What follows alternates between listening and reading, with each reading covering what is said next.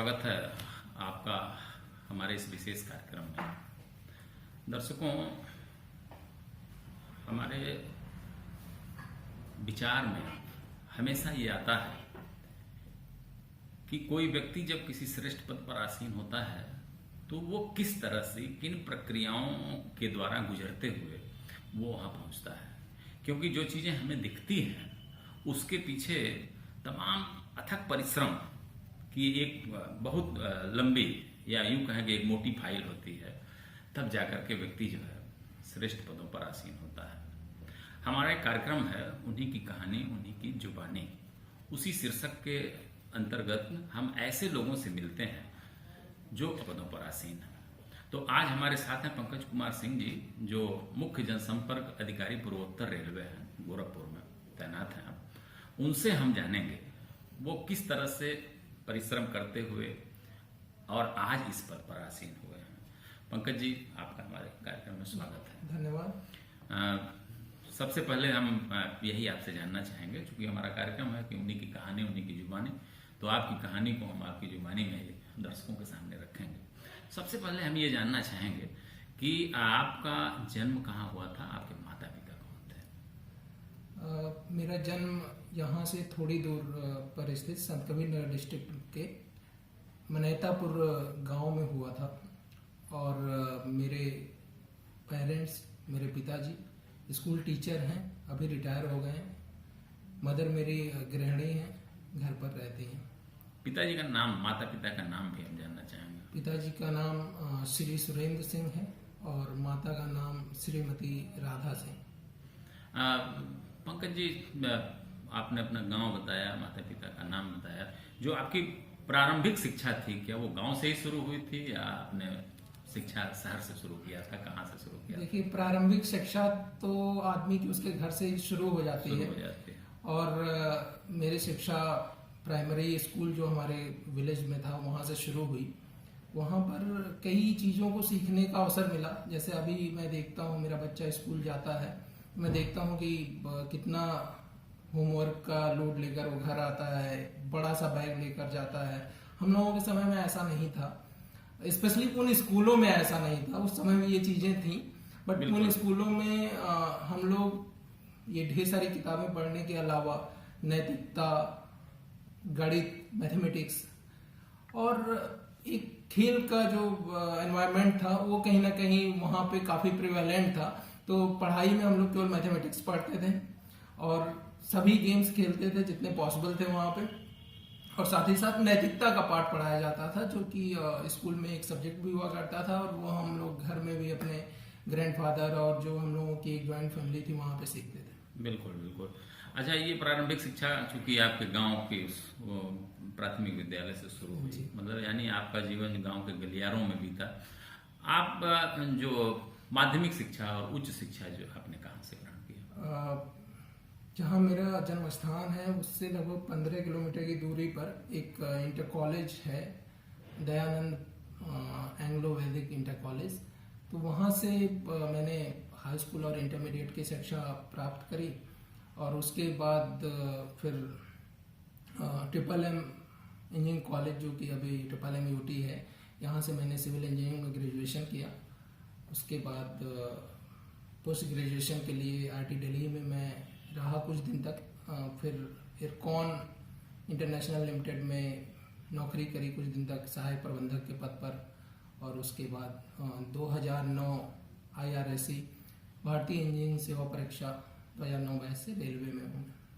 अच्छा, मतलब कॉलेज से निकलने के बाद जब यहाँ से ग्रेजुएशन करके मैं निकला, उसके बाद आईटी दिल्ली में गया। उस समय भी कई PSUs के लिए हम लोगों ने अप्लाई कर रखा था, कई जगह सिलेक्शन हो चुका था। तो चूंकि इरकॉन इंटरनेशनल लिमिटेड एक पब्लिक सेक्टर यूनिट है, जो कि भारतीय रेलवे की एक पब्लिक सेक्टर है, दिल्ली में मैं लगभग 3-4 महीने रहा। और उसके उपरांत एमटेक कर रहा था उस समय। उसके उपरांत मैंने इरकॉन इंटरनेशनल लिमिटेड में सहायक प्रबंधक, मतलब निजी क्षेत्र नहीं, ये पब्लिक सेक्टर है, सार्वजनिक क्षेत्र है। अच्छा। वहाँ पर मैं कार्य किया और उसी दौरान मेरा सिलेक्शन UPSC के थ्रू रेलवे में हुआ। और तब से भारतीय रेल की, यानी आप भारतीय रेल सेवा जी, से आप जो भारतीय है रेल सेवा परीक्षा या कह लीजिए कि भारतीय रेल सेवा में अभी हूँ मैं। मतलब आपने जो सेवा, भारतीय रेल सेवा यानी रेल विभाग की सर्वोत्कृष्ट सेवा इसे कहा जा सकता है। इसको कहा ही जाता और है। कहा ही जाता है, और उससे आप जुड़े हैं। अच्छा, आप जो है अपने जो नौकरी का जो आपका जीवन जब शुरू हुआ रेलवे का, तो उसमें आपकी जो तैनाती थी कहाँ कहाँ से होते हुए आप गोरखपुर में हैं? देखिए, जो भी रेलवे में मैं बताना चाहूँगा कि जब आप क्वालिफाई करते हैं यूपीएससी और रेलवे ज्वाइन करते हैं, तो उस समय एक 18 महीने का, जिस समय हम लोग करते थे 18 महीने का एक प्रोबेशन पीरियड होता था। उसके दौरान हम लोग विभिन्न स्थलों पर, जैसे कि बड़ोदरा में एक हमारा national academy of Indian railways है, जहाँ पर एक फाउंडेशन कोर्स होता है लगभग 12 वीक्स का, जहाँ कई चीज़ें सिखाई जाती हैं जो सर्विसेज के लिए ज़रूरी हैं। हेल्थ रिलेटेड टिप्स भी दिए जाते हैं। उसके बाद जो हम लोगों का सिविल इंजीनियरिंग का इंस्टीट्यूट है पुणे में है, वहाँ लगभग हम लोगों के 2 कोर्स होते हैं, फेज 1 फेज 2 करके। और पहला फेज जो है वो लगभग 2 महीने का और दूसरा फेज लगभग 3 महीने का होता है। उसके बाद विभिन्न रेलवे सर्विसेज के सेंट्रल ट्रेनिंग इंस्टीट्यूट हैं अलग अलग जगहों पर, जैसे सिग्नल के लिए सिकंदराबाद में है, इलेक्ट्रिकल का सेंट्रल इंस्टीट्यूट जो है नासिक में है, मैकेनिकल का जमालपुर में है, ट्रैफिक का लखनऊ में। इसी प्रकार पूरे देश के कई स्थानों पर इस तरह के ट्रेनिंग इंस्टीट्यूट हैं, वहाँ हम लोगों की ट्रेनिंग हुई। फिर फील्ड ट्रेनिंग में हम लोग पूरे भारतीय रेल में लगभग हर रेलवे को हम लोगों ने टच किया, वहाँ देखा कि वहाँ की वर्किंग कैसी है, वहाँ लोग कैसे कार्य करते हैं, जिससे कि एक यूनिफॉर्मिटी बनी रहे, एक समरूपता रहे। क्योंकि आपको पता है कि ट्रेन तो आप कहीं से कहीं को जाती है, कश्मीर से कन्याकुमारी को जाती है, तो इसलिए इस समरूपता को समझ पाना और जान पाना, भले वो हमारे और उनके बीच में एक भाषाई अंतर हो, लेकिन ये ट्रेन जो है सबको एक बराबर लेकर चलती है, एक बराबर जोड़ती है। मतलब कुल मिलाकर के आपको जो है इस रेल सेवा में आने के बाद संपूर्ण जो आपका नेटवर्क है, रेल नेटवर्क है, सबसे आपको परिचय कराया गया। उसके बाद आपकी जो गोरखपुर में जो तैनाती है, ये कब से है, यहाँ कब से आप? ट्रेनिंग पूरा करने के बाद मैं सितंबर 2012 में पूर्वोत्तर रेलवे में मेरी तैनाती असिस्टेंट डिविजनल इंजीनियर गोरखपुर पश्चिम के पद पर हुआ। वहाँ पे कई चैलेंजेस थे, जो कि रेलवे जो ट्रेन चलती है उसकी सेफ्टी को इंश्योर करना, और उसके कई पैरामीटर्स हैं, कई चीज़ें हैं जो चेक की जानी है, चेक की जाती हैं। और इस दौरान आपके पास ढेर सारी मैन पावर रहती है, उनको कैसे हैंडल करना है। जैसे उस समय मेरे पास लगभग 700 लोग मेरे साथ काम करते थे, और उन लोगों को कैसे उनकी जो प्रॉब्लम्स हैं, जो उनके ग्रीवांसेस हैं, जैसे कि उनकी सैलरी टाइमली मिलना, उनके बाकी लीव्स, उनके पास इन सारी चीज़ों की, अभी तो हम लोग काफ़ी ग्रो कर गए हैं, डिजिटलाइजेशन में काफ़ी आगे बढ़ गए हैं, काफ़ी चीज़ें ऑनलाइन हो गई, उससे काफ़ी लाभ हुआ है। बट उस दौरान सारी चीज़ें पेपर पे होती थी। अगर किसी को अपना पास भी निकालना है तो भी जाना है ऑफिस और जाके वहाँ से पास निकालना है। तो इन सब चीज़ों के लिए कई हम लोगों ने सुधार भी किए थे। पहले से रेलवे चूंकि पुराना सिस्टम है, तो बहुत सी चीज़ें रेलवे में ऐसी हैं जो पहले से हैं, इनबिल्ट हैं। और रेलवे में आने के बाद मैंने देखा कि यहाँ के जो लोग हैं वो कितने समर्पित हैं। एक ऑर्गेनाइजेशन के प्रति जो समर्पण है, जो प्रेम है, वो भावना मैंने रेल कर्मियों से सीखी, जो हमारे यहाँ काम करते थे, जो हमारे पुराने ट्रैकमैन थे। कोई उनको देखता नहीं था कि वो सुबह 4 बजे जो उनकी ड्यूटी होती थी कि कीमैन को सुबह 4 बजे से पेट्रोलिंग करनी है, कोई नहीं देख रहा है, फिर भी वो पेट्रोलिंग कर रहा है। अगर वो चाहे तो इधर उधर जा सकता है। मतलब उनके अंदर स्वतः उनके अंदर एक भावना है। हालांकि मॉनिटरिंग होती है रेलवे में उस दौरान लोग फुटप्लेट करते हैं, उस दौरान पुश ट्रॉली से जाते हैं, देखते हैं कि कहीं कोई प्रॉब्लम तो नहीं है, लोग अपना काम कर रहे हैं कि नहीं। लेकिन फिर भी हम लोगों ने ऐसे डेडिकेटेड लोगों को देखा है कि जिस ठंड में, जैसे ट्रेन के संचालन में जब मौसम विपरीत होता है, उस समय संचालन बहुत ज्यादा मुश्किल रहता है, उसको सेफ्टी के साथ चला पाना। जैसे जब ठंड बहुत तेज पड़ती है तो आप लोगों को पता है कि पटरियों के टूटने के चांसेस बढ़ जाते हैं। ऐसे में उस कड़कड़ाटी ठंड में, उस ठंड में, उस चिलिंग विंटर में हमारे जो पेट्रोल मैन है, वो रात को कैसे जो है टॉर्च लेकर उस अंधेरे में उस पटरी के किनारे चलते हैं, देखते हुए कहीं कोई पटरी टूटी तो नहीं है, और हम लोगों की सबकी संरक्षा सुनिश्चित करते हैं। तो उनको देख के, उनकी कार्यशैली को देख के काफी कुछ सीखने को मिला, और उसको हम लोग अपने लाइफ में और न सिर्फ केवल ऑर्गेनाइजेशन के लिए बल्कि देश के लिए भी सोचते हैं कि इस तरह का समर्पण होना चाहिए अगर आपको आगे बढ़ना है और एक कोऑर्डिनेशन के साथ कार्य करना। मतलब रेल में बैठा हुआ, रेल के डिब्बों में बैठा हुआ मुसाफिर कैसे सुरक्षित रहता है, इसके लिए जो आपका निचले स्तर का कर्मचारी है उसका जो समर्पण है विभाग के प्रति वो काबिले तारीफ है। और ये बहुत बड़ी चीज है कि आप अपने निचले पायदान पर रहने वाला जो आपका कर्मचारी है उससे अगर आप श्रेष्ठ पदों पर रहने वाला व्यक्ति अगर सीखता है तो ये अपने आप में बहुत बड़ी चीज है। पंकज जी, रेल विभाग वैसे बहुत बड़ा विभाग है, हम उस पर थोड़ा सा और चर्चा करेंगे, लेकिन हम ये जानना चाहेंगे कि आप जब रेल सेवा में आ गए तब आपकी शादी हुई या शादी आपकी पढ़ाई के दौरान हो गई थी? नहीं, शादी मेरी रेल सेवा में आने के बाद हुई, और अच्छा। जब मैं यहाँ पे कार्यरत था गोरखपुर में, उसी दौरान मेरी शादी। अच्छा, तो किस सन में आपकी शादी हुई? 2014 में। अच्छा, तो पत्नी आपकी गृहिणी है या कहीं सेवारत है? अभी वो पीएचडी कर रही हैं MMUT से, इलेक्ट्रॉनिक्स से वो उन्होंने एमटेक किया हुआ है, और अभी अपने कोर में ही, इंजीनियरिंग में ही पीएचडी कर रहे हैं। अच्छा, बच्चे आपके कितने हैं? एक बेटा है मेरा, अब अभी 4 साल का है। अच्छा, मतलब ये आपका परिवार है। अच्छा, एक थोड़ा सा और मैं आपके परिवार में अगर पीछे जाऊं तो आपके पिताजी कितने भाई थे? मेरे पिताजी 4 भाई थे।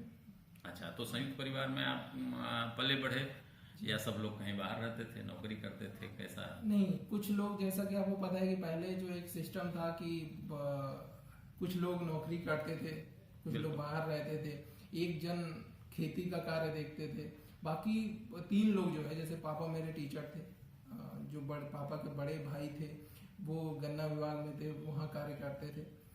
उनके जो जस्ट छोटे भाई थे वो अपनी उनका कुछ मेडिकल का अपना बिजनेस था, वो काम अपना देखते थे। जो सबसे छोटे वाले भाई थे वो पूरा जो खेत वगैरह और इसकी, अच्छा, मतलब घर की जिम्मेदारी उनकी थी पूरी? घर की जिम्मेदारी प्लस खेती वगैरह की जिम्मेदारी। हाँ, मतलब कुल मिलाकर के एक संयुक्त परिवार का ही माहौल था आपका। अब मैं आता हूँ आपके जीवन पर, एक सवाल और करूंगा कि रेल सेवा में रहते हुए पत्नी का जो आपका सहयोग है वो किस तरह से आपको उत्साहित करता है कि आप घर की जिम्मेदारियों से मुक्त रहें और रेल सेवा में व्यस्त रहें, घर का सारा कार्य जो है पत्नी उसको देख रेख कर लें, तो कितना संतुष्ट आप रहते हैं इस मामले में? देखिए, रेलवे में क्या है कि जो हम लोगों की जॉब प्रोफाइल है वो इतनी टफ है, इतनी मुश्किल है। 24 आवर्स की जॉब है हम लोगों की, 24 घंटे कभी भी पूरे टाइम कॉल्स आते रहते हैं मोबाइल पे। स्पेशली जिस दौरान मैं फील्ड में एएन था उस दौरान तो मैं केवल कॉल्स ही नहीं आते थे, कई बार कॉल्स आने के बाद रात को ऑड टाइम में भी उठ के हमको जाना पड़ता था वहाँ देखने कि क्या स्थिति है, और जैसे मान लीजिए कहीं कोई प्रॉब्लम आ गई, मान लीजिए कि कहीं यार्ड में डिटेलमेंट हो गया, तो इस तरह की घटना होते ही रात को जाना पड़ता था। ऐसे में आपका पारिवारिक सहयोग बहुत ही महत्वपूर्ण हो जाता है, क्योंकि उस समय कोई होना चाहिए जो ये बोले कि नहीं ठीक है, पहले कार्य ही आता है। पता चला कि आप कार्य के लिए जा रहे हैं, शायद मैं उतना मन से कार्य नहीं कर पाता, शायद जितना मैंने कंट्रीब्यूट किया बहुत ज्यादा नहीं किया, लेकिन जितना भी कंट्रीब्यूट किया उतना भी नहीं कर पाता अगर मुझे पारिवारिक सपोर्ट घर से नहीं होता।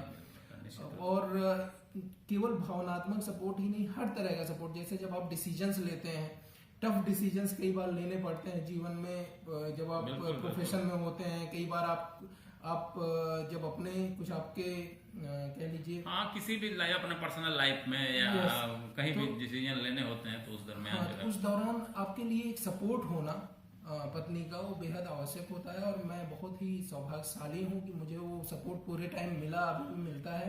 और हम लोग कई बिंदुओं पर जहाँ लगता है वहाँ चर्चा भी करते हैं, चाहे वो ऑफिशियल हो चाहे पर्सनल हो। पर्सनल तो करते ही करते हैं। बिल्कुल। और चूंकि मेरी पत्नी जो है वो भी इंजीनियरिंग बैकग्राउंड से हैं, हम लोगों का बैकग्राउंड मिलता जुलता है, तो हम लोग एक दूसरे की बातों को ज़्यादा समझ भी पाते हैं। नहीं है भी जीवन में भाई, जीवन संगिनी जो है, जीवन साथी की संज्ञा दी गई है, तो इसलिए जो है जीवन के हर मोड़ पर आवश्यकता पड़ती है। और विशेष तौर से हमारे शास्त्रों में तो कहा भी गया है कि विपत्ति काल के समय, जब संकट का समय होता है, उस समय पत्नी नेक सलाह देकर मंत्री का काम करती है। यानी उसका जो स्वरूप है, भोजन के समय वो माता का कार्य करती है। जिसे माँ अपने बच्चे को खाना खिलाती है, उसी तरह से पत्नी अपने पति को खाना खिलाती है। तो ये सब सामंजस्य अगर है तो निश्चित रूप से ये माना जाता है कि आपका जो दाम्पत्य जीवन है वो बेहतर चल रहा है, या आपका जो संपूर्ण जीवन है वो बेहतर चल रहा है। पंकज जी, अब मैं फिर पुनः आपकी सेवा की तरफ आ रहा हूँ। रेल सेवा चूंकि बहुत व्यापक क्षेत्र है, इसका संपूर्ण देश को जोड़ता है, पूरी धमनी की तरह जो है आपकी पटरियां काम करती हैं। रेल सेवा में रहते हुए, चूंकि रेल सेवा वास्तव में जो है वह जन सेवा है, संपूर्ण देश की सेवा करने का अवसर मिलता है, तो कितना आपको राष्ट्र के प्रति समर्पित होने का या गौरवान्वित होने का भाव इस रेल सेवा में आया, क्या कहेंगे? देखिए, जब हम लोग पूरे टाइम कार्य करते रहे, चाहे शुरुआती समय से लेके जब एईएन थे उस समय भी ये सोचते थे कि जो हम कर रहे हैं, जैसे आप सोचिए कि सुबह जब आप ट्रेवल करते हैं ट्रेन में, कभी भी कितना निश्चिंत होकर आप बैठते हैं और सोते हैं और सोचते हैं कि सुबह उठेंगे तो दिल्ली में रहेंगे या बॉम्बे में रहेंगे। वो इसलिए कि लोग रात दिन आपके लिए, आप सुरक्षित रह सकें, सुरक्षित यात्रा कर सकें, उसके लिए कार्य करते हैं। आपको विश्वास नहीं होगा कि जब आप सो के उठते हैं 5 बजे, तब तक पूरे भारतीय रेल की सभी पटरियों का इंस्पेक्शन हो चुका होता है। एक बार कोई ना कोई आंख उसको देख ली होती है। तो ऐसे में जब हम लोग और आगे आते हैं, मतलब यह है कि राष्ट्र सेवा के प्रति जो है जो भाव है, बिल्कुल इस रेल सेवा में रहते हुए जो है किस तरह से आपको गौरवान्वित करता है? देखिए, एक तो ये पार्ट हो गया। दूसरा पार्ट, हम लोगों ने अभी जैसे देश बहुत बड़ी विपत्ति के समय में जूझ रहा था, आपको पता है, ये जो महामारी आई इस देश में, जिसने हर किसी को रोक दिया। उस दौरान सब कुछ रुक गया था, लोग बाहर निकलते नहीं थे, कंप्लीट लॉकडाउन था। लेकिन उस समय भी रेलवे अपनी जिम्मेदारियों को समझते हुए, क्योंकि उस समय लोगों तक लॉकडाउन में आवश्यकता की सामग्री पहुंचाना बहुत बड़ा चैलेंज था, बहुत बड़ा चैलेंज। और उस चैलेंज को पूरा करने के लिए हमारे लोग, जो चाहे जब मालगाड़ी भी चलाते हैं तो भी आपको पटरियों का मेंटेनेंस वही चाहिए होता है, क्योंकि मालगाड़ी की सुरक्षा उस समय और ज्यादा इंपॉर्टेंट हो गई थी इस रीजन से कि इन केस अगर कहीं कोई प्रॉब्लम हो जाती है मालगाड़ी के साथ, तो उसको ठीक करने के लिए बहुत ज्यादा मैन पावर की जरूरत पड़ेगी, वो भी इस महामारी में हम कैसे ले आएंगे। तो इसको ध्यान में रखते हुए किस तरीके से हम लोग जो है मालगाड़ियों को सुरक्षित चला सकें। फिर जो लोग हमसे जुड़े हैं, जब हम श्रमिक विशेष ट्रेनें चलाना शुरू किए, जब जनता पैदल आनी शुरू हो गई, उस समय रेलवे ने डिसीजन लिया कि नहीं, हम श्रमिक विशेष ट्रेनें चलाएंगे। उन यात्रियों को उस महामारी के दौर में सही सलामत उनके गंतव्य स्थानों तक पहुंचाना, उनको रास्ते में, आपको पता है सब कुछ बंद था, उनको खाने का सामान, पीने का पानी देना रास्ते में। और इस पूरे घटनाक्रम में ये जो सारी चीजें चल रही थी, इसमें सारी इंफॉर्मेशन, सही करेक्ट इंफॉर्मेशन जनता तक पहुंचाना, क्या करना है क्या नहीं करना है। रेलवे केवल एक माध्यम ही नहीं है जो आपको एक जगह से दूसरी जगह ले जाती है, एक संचार का भी बहुत बड़ा माध्यम है। हम जो करते हैं वो पूरे देश में फैलता है। तो हमारे पास उस समय जागरूकता फैलाने के लिए भी सबकी निगाह रेलवे की तरफ थी कि रेलवे जो है इस जो डूज डोंट्स हैं, क्या करना है क्या नहीं करना है, क्या प्रोटोकॉल होने चाहिए, इन चीजों को जनता तक कैसे लाए। और बहुत ही संतोष और गर्व के साथ मैं कह सकता हूं कि भारतीय रेल ने, पूर्वोत्तर रेलवे ने लगातार इस दिशा में बहुत अच्छा प्रयास किया और बहुत अच्छा कार्य किया। पंकज जी, एक चीज और मैं आपसे जानना चाहूंगा कि इस रेल सेवा के दौरान, चूंकि आपकी तैनाती जब हुई, वैसे तो रेल सैकड़ों वर्षों से इस देश में सेवा प्रदान कर रही है, लेकिन जब से आपकी तैनाती हुई तब से और आज तक जो आधुनिक स्वरूप आप देखने को मिल रहा है, तो क्या इसके लिए आपको कभी अपने देश से बाहर भी जाने का अवसर मिला कि आप वहां से कोई टेक्नोलॉजी लाएं या वहां से कोई चीज सीख करके आवें, अपने देश में उसको जो है इन्फोर्स करें? तो क्या कभी ऐसा अवसर मिला आपको? देखिए, डिजिटल क्रांति जो इस देश में आई विगत कुछ वर्षों में, उससे बहुत ज्यादा परिवर्तन आया रेलवे में। मुझे याद है कि जब हम लोग एईएन थे उस समय, इस अगर क्षेत्र की बात करें तो क्या चीजें आधुनिक हो गई। गोरखपुर रेलवे स्टेशन जो विश्व का सबसे लंबा प्लेटफॉर्म था, यहाँ पे नए एस्केलेटर्स लगे, लिफ्ट्स लगे, जो चीजें लोग सोचते थे कि केवल मॉल्स में हो सकता है, बिल्कुल एयरपोर्ट पे हो सकता है, स्टेशन पे कैसे होगा? स्टेशन पे तो सब लोग आते हैं, हर तरह के लोग आते हैं, लेकिन स्टेशन पे भी लगाए गए। और स्टेशन पे भी लोग कहते थे कि ये लोग कैसे जो है एस्केलेटर्स पे चढ़ेंगे, इनको तो पता ही नहीं है। लेकिन आप जाके देखिए गोरखपुर रेलवे स्टेशन पे या हमारे बड़े स्टेशनों पे कि किस तरीके से लोग इन चीजों, इन आधुनिक सुविधाओं से यूज टू होते जा रहे हैं, कैसे इनके साथ ढलते जा रहे हैं। तो ये कार्य भी रेलवे ने किया। इसके आगे बढ़े हम लोग, वाईफाई का प्रोविजन हम लोगों ने सारे महत्वपूर्ण स्टेशनों पर, इवन छोटे छोटे स्टेशनों पर किया कि जिससे वहां के आसपास के जो लोग हैं वो भी उसका लाभ उठा सकेंगे, स्पेशली जो स्टूडेंट्स हैं। जैसे पहले क्या था कि अगर आपको कोई चीज जाननी है तो आपको लाइब्रेरी चाहिए होगी, किताबें चाहिए होंगी। आज आपको अगर कुछ भी जानना है तो आपको इंटरनेट कनेक्शन चाहिए है। तो इंटरनेट कनेक्शन के लिए स्टेशनों पर वाईफाई का प्रोविजन किया गया। जो आपके अगर बाकी क्षेत्रों में बात कर लें कि जो टिकटिंग की पूरी व्यवस्था है, जैसे अभी हम लोगों ने कुछ दिन पहले ही यूटीएस जब शुरू किया था मोबाइल टिकटिंग, अभी जैसे फिर से रिजर्व ट्रेनें शुरू होने वाली हैं तो फिर से हम लोग रीओपन किए हैं उसको, और तो उसका ऐप लॉन्च हुआ, वो चीज़ें बनने लगी। जो कर्मचारियों की प्रॉब्लम्स थी जो लगातार आती थी कि साहब पीकेएस इनका नहीं मिल रहा है या इनके में ये प्रॉब्लम है या पासेस इनको नहीं मिल रहे हैं, उस सभी व्यवस्था को आज डिजिटल प्लेटफॉर्म पे रेलवे ले आई। प्लस आपके जो हॉस्पिटल इंफॉर्मेशन सिस्टम लागू किया, टेंडरिंग की व्यवस्था, जिसके लिए आपको याद होगा कि गोरखपुर तो मतलब वेल नोन है इस मामले में कि किस तरीके से टेंडरिंग व्यवस्था में किस तरीके से असुविधा होती थी यहाँ पर। और आज देखिए, आज ऑनलाइन माध्यम से आप अपने घर में बैठ के, अमेरिका में बैठ के यहाँ का टेंडर भर सकते हैं, आपको यहाँ आने की जो है जरूरत नहीं है।